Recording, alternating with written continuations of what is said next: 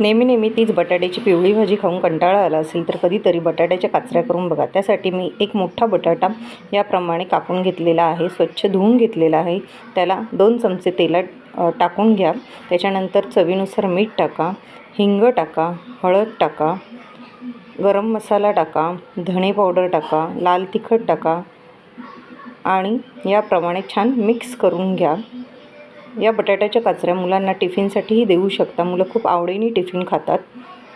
याप्रमाणे मिक्स झाल्यानंतर ताटावरती झाकणावरती पाणी ठेवून वाफेवरती बटाट्याच्या काचऱ्या एक 5 ते 10 मिनटं शिजून द्या। याप्रमाणे बटाट्याच्या काचऱ्या आपल्या अर्धवट शिजून झाल्यात। पुन्हा एक 5 मिनटं आपण झाकून ठेवून दिल्यात। आता बघा, झाकण उघडल्यानंतर आपल्या बटाट्याच्या काचऱ्या खाण्यासाठी तयार झाल्या आहेत। खूप चविष्ट अशा लागतात। नक्की ही रेसिपी ट्राय करून बघा आणि माझे व्हिडिओ आवडत असतील तर मला लाईक, शेअर, सबस्क्राईब करा। थँक्यू।